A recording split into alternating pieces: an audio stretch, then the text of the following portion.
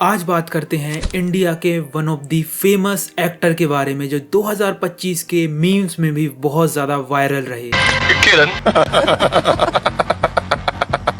लेकिन इस वीडियो में हम मीम्स से आगे जाने वाले हैं और आज बात होगी शाहरुख खान के एक ऐसे एक्सपेक्ट की जो काफी लोगों को बड़ा अनकंफर्टेबल लगता है और कुछ लोग जानबूझकर इग्नोर भी कर देते हैं। शाहरुख खान का पाकिस्तान के लिए एक सॉफ्ट कॉर्नर और कैसे ये सॉफ्ट कॉर्नर बांग्लादेश के तरफ एक्सटेंड होता हुआ दिख रहा है। वीडियो शुरू होने से पहले मैं आपको बता देना चाहता हूँ कि मैं शाहरुख खान को बिल्कुल हेट नहीं करता, उल्टा मैं उनकी रिस्पेक्ट करता हूँ। और ऐसा मैं क्यों कह रहा हूँ वो वीडियो देखते हुए आपको पता चल जाएगा। 18 दिसंबर 2025 बांग्लादेश के दीपू चंद्र दास एक हिंदू गारमेंट वर्कर जो कि मॉब वायलेंस का शिकार हो जाते हैं और एलिगेशन ये होता है कि दीपू ने इस्लाम के खिलाफ कुछ कमेंट किया और इन्वेस्टिगेशन की जाती है जिसमें कोई भी प्रूफ नहीं मिलता। फिर बात आई हिंदू माइनॉरिटी पर। यह टॉपिक बहुत ज़्यादा वायरल हो गया सोशल मीडिया पर और इसी को देखते हुए इंडिया में बहुत ज़्यादा आउटरीच होना भी स्टार्ट हुआ। पॉलिटिकल प्रेशर्स में लोगों ने इन चीज़ों पर और भी बातें करने स्टार्ट कर दी और वहीं से ये कंट्रोवर्सी और आगे बढ़ती चली गई, जहां बात होने लगी क्रिकेट की। और क्रिकेट सिर्फ क्रिकेट नहीं रहा, जहां आईपीएल, बांग्लादेश और एसआरके की बात होने लगी। जब भी इंडिया पाकिस्तान या इंडिया बांग्लादेश के बीच में कॉन्फ्लिक्ट होता है या टेंशन्स बढ़ती हैं तो कुछ नाम कंट्रोवर्सी के बीच बार बार आ जाते हैं और उन्हीं नामों में से एक है एसआरके। क्या शाहरुख खान का स्टैंड हमेशा से बॉर्डर के उस पार ज्यादा दिखाई देता है और क्या उनकी चुप्पी या डिसीजंस लोगों को प्रोवोक कर रहे हैं? तो इसी बैकग्राउंड में आईपीएल 2026 का ऑक्शन होता है जहां कोलकाता नाइट राइडर्स, जिसके ओनर शाहरुख खान है, बांग्लादेश के फास्ट बॉलर मुस्तफिजुर रहमान को 9.5 करोड़ में साइन करते हैं। और ये ऑक्शन हुआ था ठीक 2 दिन पहले जब दीपू के साथ ये वाली घटना हुई, यानी 16 दिसंबर 2025। और जब बांग्लादेश वाला आउटरीच हुआ तब लोगों ने पॉइंट आउट करना स्टार्ट कर दिया कि कोलकाता नाइट राइडर्स ने एक बांग्लादेशी प्लेयर को साइन किया है। और इस कंट्रोवर्सी के बाद केकेआर टीम की तरफ से एक स्टेटमेंट आता है जहां पर वो बोल रहे हैं कि वो पूरी रिस्पॉन्सिबिलिटी लेने को तैयार हैं। और फिर क्या था, बीसीसीआई जो इंडियन क्रिकेट बोर्ड है, उन्होंने ये डिसाइड किया कि बांग्लादेश का कोई भी प्लेयर इस साल आईपीएल में नहीं खेलेगा। और इस कंट्रोवर्सी के बाद ये क्रिकेट तक सीमित नहीं रहा बल्कि ये ट्विटर और पॉलिटिक्स दोनों का ही हिस्सा बन गए और साथ ही साथ बांग्लादेश के प्लेयर्स को बैन करने की डिमांड की गई। और जब ये सब हो रहा था तो बीसीसीआई ने सिचुएशन को कंट्रोल लाने के लिए सारे प्लेयर्स को बैन ही कर दिया। तो आप लोग अब सोच रहे होंगे कि आखिर सब कुछ सॉल्व तो हो गया, तो आखिर एसआरके का नाम आखिर क्यों इन्वॉल्व किया जा रहा है? तो देखो, इसके लिए हमें थोड़ा पीछे जाना पड़ेगा, उस वक्त पर जब आईपीएल में पाकिस्तानी प्लेयर्स बैन हुए थे। और यहाँ से ही पब्लिक एक पैटर्न पॉइंट आउट करती है जहाँ एसआरके का एक पूरा इंटरव्यू वायरल होता है। Both sides have a point, so let's keep it easy. But let me be honest, my family is from Pakistan. My father was born there, and his family is from there. I think all these issues, you are young guys. Please trust me. Can we just circumvent all that is said about India, Pakistan by the politicians, by anybody else, and say it's a great neighbor to have. We are great neighbors. They are good neighbors. Let's just love each other. और ये यहाँ तक ही नहीं रुकते।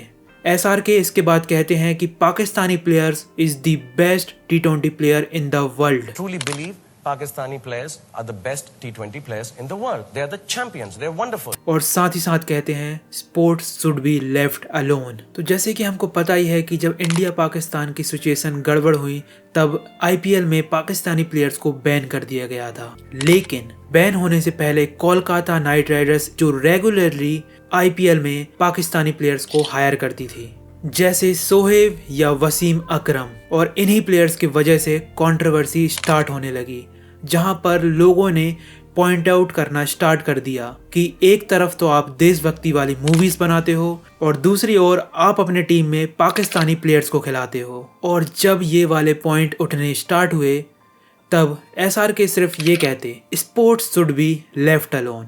क्या ये सही है? याद करिए 2008 के मुंबई अटैक के बाद भी एसआरके ने पाकिस्तानी प्लेयर्स की तारीफ की थी और ये भी कहा कि लेट्स लव ईच अदर, जबकि उनके लोग हमारे देश में टेरर फैला रहे हैं। और आपने इनके कई इंटरव्यूज देखे होंगे जहां पर वो अक्सर अपने पेशावर टाइम की बात करते हैं, अपनी रूट्स की बात करते हैं और बार बार पाकिस्तान का जिक्र करते हैं। और वो ये भी कहते हैं कि जब पाकिस्तान जीतता है तो उन्हें लगता है कि उनके वालिद की टीम जीत गई है। बट एक बात मैं आप लोगों को बताना चाह रहा हूँ यार, मेरे वालिद एक्चुअली पाकिस्तान से, पेशावर से। मैं भी पठान हूँ, लगता नहीं हूँ, तबीयत नासाज रहती है, लेकिन मैं भी पठान हूँ। And this is not to create any controversy. जब आप लोग जीतते हैं तो मुझे लगता है वालिद की साइड जीत गई। लेकिन यही SRK जब बांग्लादेश में हिंदुओं पर हमला होता है तब कुछ नहीं कहते।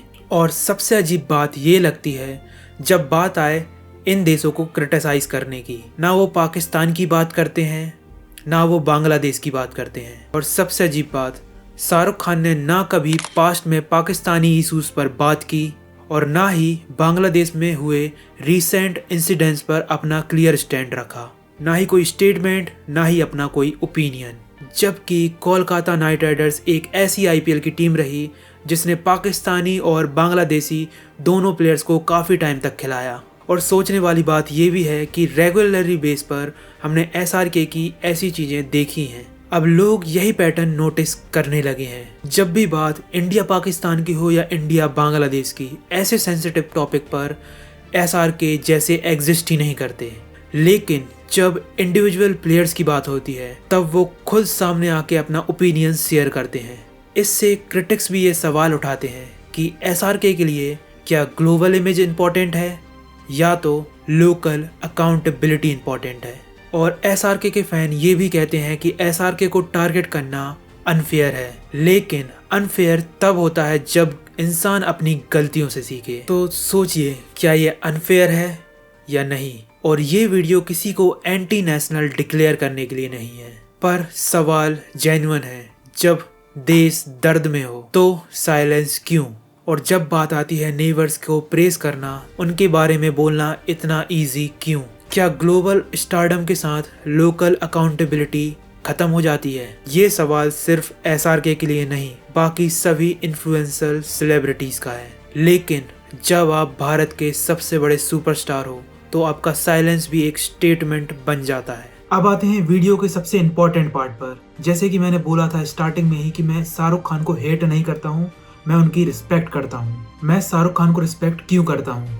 वो एक प्राउड मुस्लिम होते हुए भी हिंदू कल्चर को ओपनली एम्ब्रेस करते हैं। जैसे वो हिंदू फेस्टिवल्स को सेलिब्रेट करते हैं, बच्चों को दोनों कल्चर के बारे में पूरा जानकारी देते हैं और ओपनली ये भी कहते हैं कि वो हिंदू कल्चर को उतना ही रिस्पेक्ट देते हैं जितना वो खुद के कल्चर को देते हैं और दोनों को एक बराबर रिस्पेक्ट दी जाती है। और ये सब ओपनली होता है। और ये सब जब वो ओपनली करते हैं तो कुछ ऐसे लोग भी होते हैं जो उन पर अब्यूसिव कमेंट करते हैं, पर फिर भी वो नहीं रुकते। वो दोनों ही कल्चर को एक समान लेकर उनकी रिस्पेक्ट करते हैं। और इन्हीं सारे कारणों की वजह से मैं SRK की बहुत ज्यादा रिस्पेक्ट भी करता हूँ कि वो दोनों कल्चरों को एक समान मानते हैं। बस कभी कभी उनके ऐसे इंटरव्यूज बाहर आ जाते हैं जिसमें उनका एक सॉफ्ट कॉर्नर देखने को मिलता है पाकिस्तान की तरफ। एंड बीच बीच में कुछ ऐसे इंसिडेंट हो जाते हैं जिसकी वजह से हमको सोचने पे मजबूर कर दिया जाता है। पर हम उनको ये नहीं बोल सकते कि वो एंटी नेशनल है या वो पाकिस्तान की तरफ है। तो आपके क्या थॉट्स है इसको लेकर मुझे कमेंट्स में जरूर बताइए। और आपको क्या लगता है SRK के बारे में, ये भी कमेंट्स में जरूर बताइए।